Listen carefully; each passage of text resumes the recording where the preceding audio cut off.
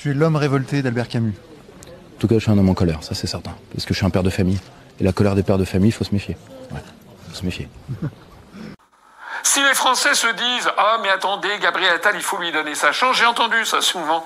Des gens qui m'ont dit « Bah oui, j'ai voté Macron parce qu'il fallait bien lui donner sa chance. » Après, j'entends des gens qui disent « Bah attendez, quand même, Gabriel Attal, on va lui donner sa chance. » Mais qui décide de donner sa chance à qui ?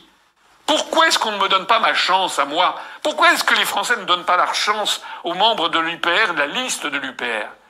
Pour ceux qui ne me connaissent pas, je suis avant tout un des doctrinaires aujourd'hui du souverainisme français.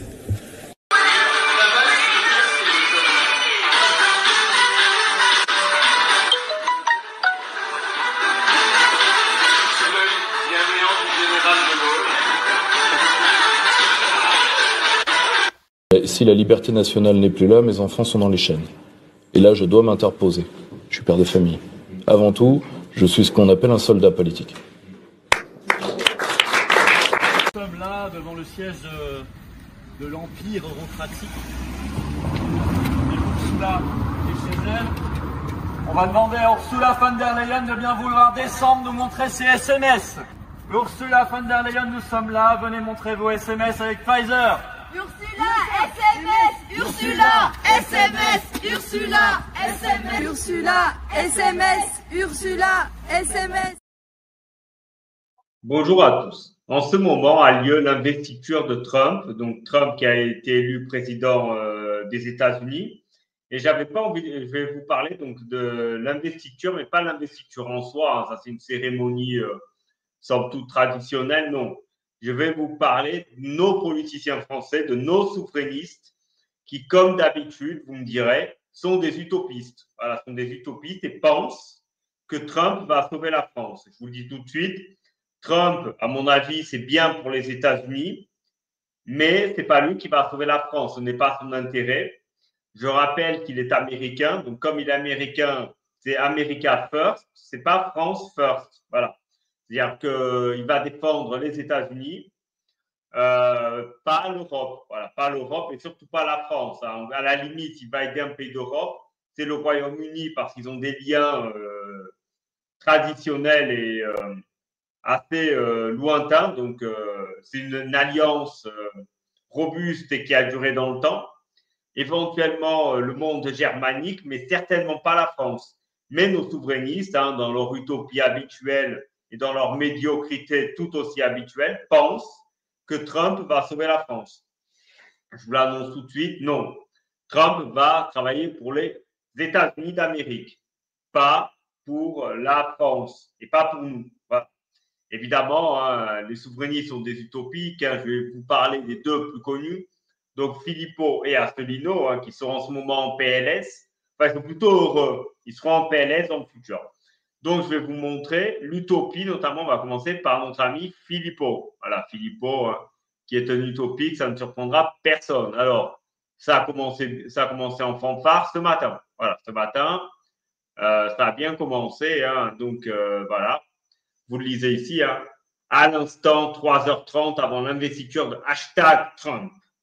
Joe Biden vient de gracier préventivement Anthony Fauci, le Covidiste en chef. L'indignation dans le pays est immense. Là, je vous dis, aux États-Unis, d'ailleurs, comme dans le reste du monde, tout le monde s'en fout du Covid, quoi. Les gens sont passés à autre chose. C'est-à-dire, le Covid aujourd'hui, ça n'intéresse plus personne. Voilà. Et certainement pas les Américains. Hein. De toute façon, voilà. Hein, c'est comme tout. Hein. Tout dans la vie est une question de phase. Hein. Il y a eu la phase Covid. Là, le Covid, tout le monde a oublié. Voilà. Donc, dans le pays, en fait, il n'y a pas d'indignation car en réalité, tout le monde s'en fout. Hein.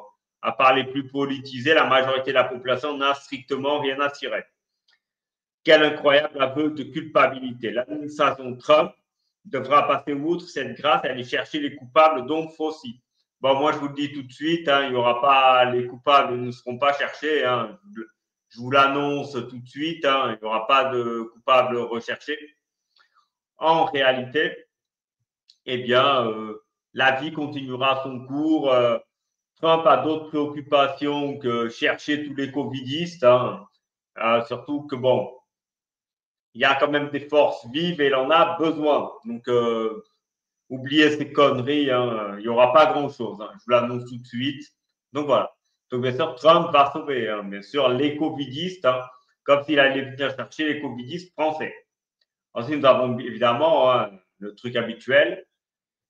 Évidemment, dehors les rageux, vive la liberté d'expression. Enfin, liberté d'expression, si vous êtes d'accord avec lui. Hein. Je rappelle que lui, et notamment ses trolls, bloquent tout le monde sur X. C'est-à-dire, à partir du moment où vous n'êtes pas d'accord avec la doxa philippotiste, eh bien, vous êtes purement et simplement bloqué. Voilà. Il faut le savoir, hein, mais ce n'est pas que lui. Hein.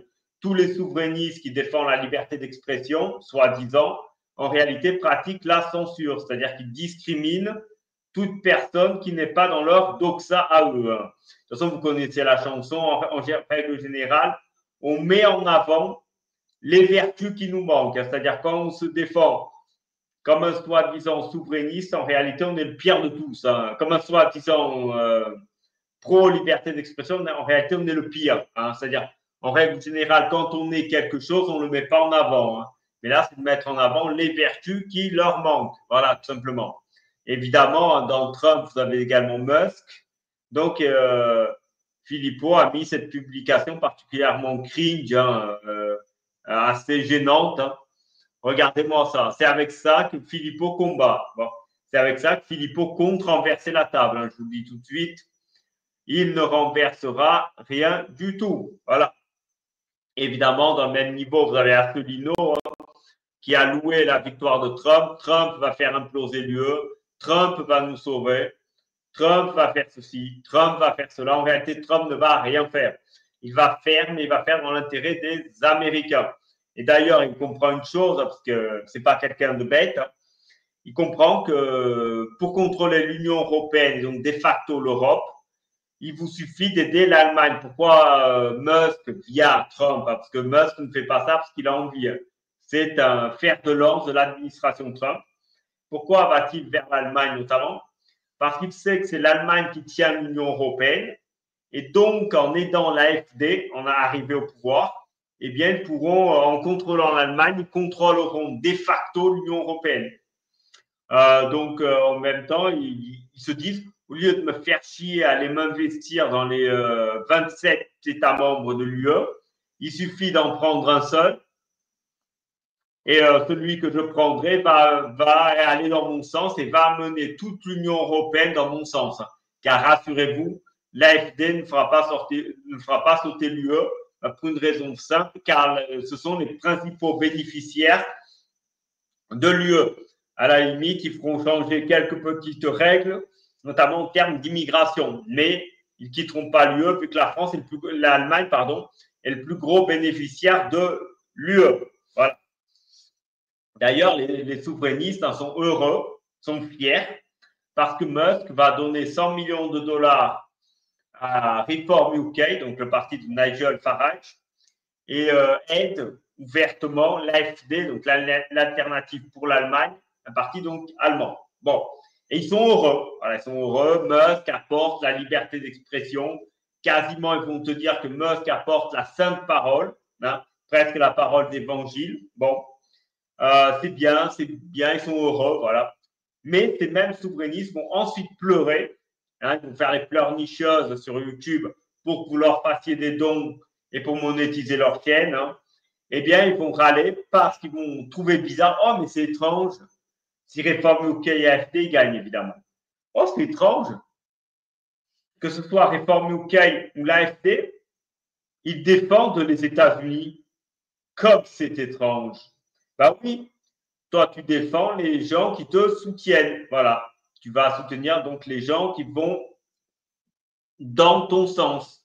Tu ne vas pas soutenir des gens qui vont contre toi. Hein. C'est logique.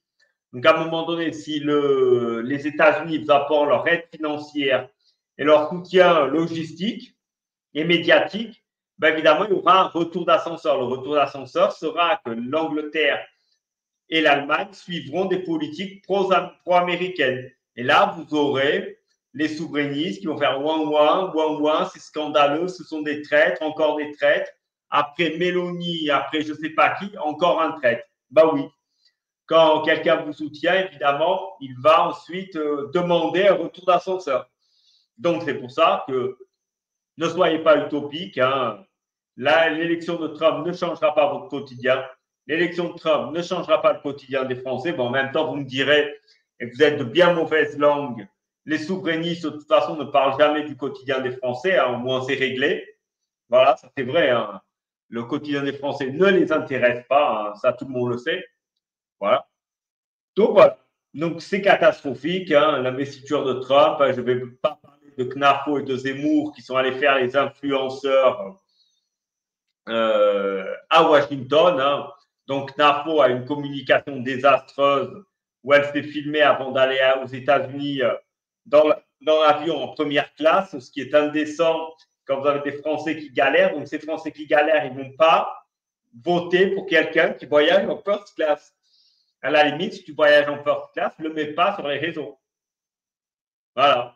Tu te filmes avant, tu te filmes en arrivant, mais tu ne vas pas te filmer dans l'avion en première classe, quoi. Dans un vol qui l'aller-retour coûte 10 000 €. Donc, c'est catastrophique. Hein. De toute façon, en règle générale, la politique française est une catastrophe. C'est rempli d'utopiques. Hein. Voilà la liste, hein, les souverainistes, les premiers, hein, Dupont-Aignan, tout ça, bon, bref.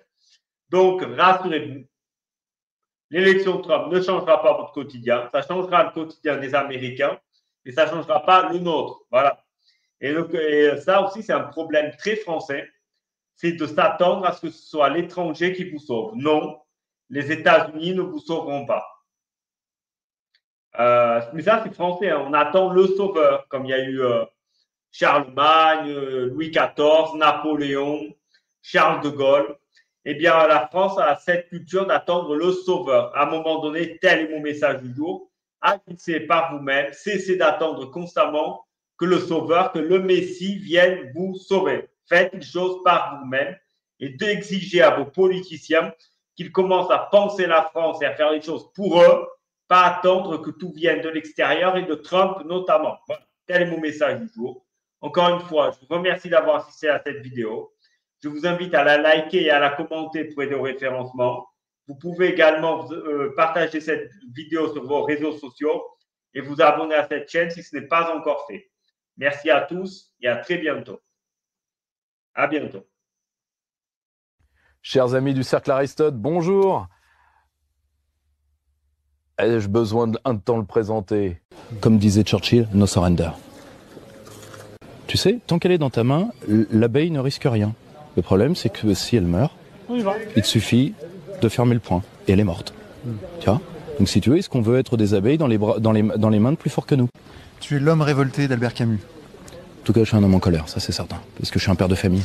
Et la colère des pères de famille, il faut se méfier. Ouais, faut se méfier. Nous, on veut exister, être libre, que nos enfants soient libres. Et ça, c'est pas négociable. On a bien le droit de vivre. En fait, t'es qui, toi? T'es qui, toi? Qu'est-ce que tu fous là? D'où tu me parles comme ça? D'où tu me fais ça? D'où tu mets mes gosses en danger et l'avenir de mes gosses en danger? Je vous le dis, me dites pas ça. Me dites pas ça. Vous allez donner vous allez donner du comment dire. Si la liberté nationale n'est plus là, mes enfants sont dans les chaînes. Et là, je dois m'interposer. Je suis père de famille. Avant tout, je suis ce qu'on appelle un soldat politique.